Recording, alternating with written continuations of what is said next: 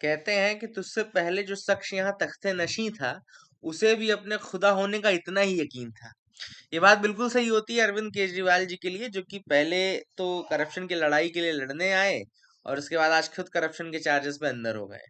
तो अब ये एक बड़ा सवाल ये है कि चूंकि वो चीफ मिनिस्टर हैं, तो क्या वो कंटिन्यू कर सकते हैं चीफ मिनिस्टर की तरह कि नहीं कर सकते हैं, बड़ा सवाल है जो कि है। तो यहाँ पे बिजनेस स्टैंडर्ड ने हालांकि उसका आंसर लिखा है बड़े क्लिष्ट शब्दों में, मैं आपको बड़ी सरल भाषा में बता देता हूँ ये कि क्या एक मिनिस्टर, क्योंकि chief minister is also a minister, है ना, जैसा कि चीफ मिनिस्टर भी एक मिनिस्टर ही होता है। तो अगर वो बार्ग में है, यानी कि अगर वो जेल की सलाखों के पीछे है, तो क्या वो अपनी पोस्ट होल्ड कर सकता है? तो लॉ के अकॉर्डिंग देखो, दो पोस्ट तो ऐसी हैं जो कि इम्यूनिटी रहती है जिनको, एक है प्रेसिडेंट ऑफ इंडिया, दूसरा गवर्नर। दोनों एंजॉय करते हैं इम्यूनिटी सिविल और क्रिमिनल प्रोसीडिंग में ड्यूरिंग देयर टर्म। लेकिन ये प्रोटेक्शन मिनिस्टर्स के लिए नहीं होती है, और इसीलिए जो चीफ मिनिस्टर है, मिनिस्टर, उनको अपना पद गंवाना पड़ता है। लेकिन एक केस वो होता है कन्विक्शन का केस, पर चूंकि केजरीवाल जी के केस में कन्विक्शन अभी तक नहीं हुआ है, there is no conviction yet, meaning he can technically and legally continue to hold office.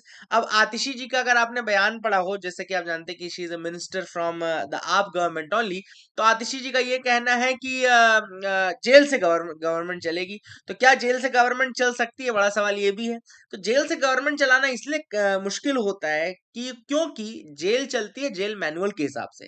Her state का अपना एक जेल मैनुअल होता है, और जेल मैनुअल कहता है कि भाई ऐसे इस तरीके से रेगुलरली तो आप नहीं मिल सकते, अपने उसमें मीटिंग्स नहीं होल्ड कर सकते, और आप अपने ऑफिसर्स को नहीं कुछ भी मतलब वो नहीं कर पाओगे। तो होता क्या है कि अमूमन जो लोग जेल जाते थे वो क्या करते थे, अपना एक उत्तराधिकारी टाइप का या अपना एक सक्सेसर अपॉइंट करके जाते थे।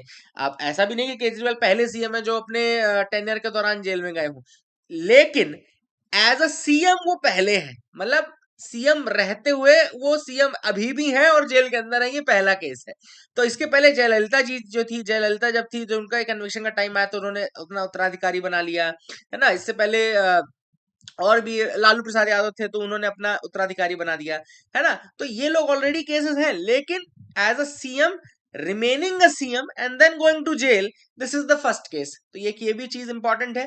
तो कॉन्स्टिट्यूशनल मोरालिटी के ग्राउंड में होना ये चाहिए था कि सीएम को अपना एक सक्सेसर बनाना चाहिए था for the timing, and successor हो सकते थे, कोई भी हो सकता था, है ना।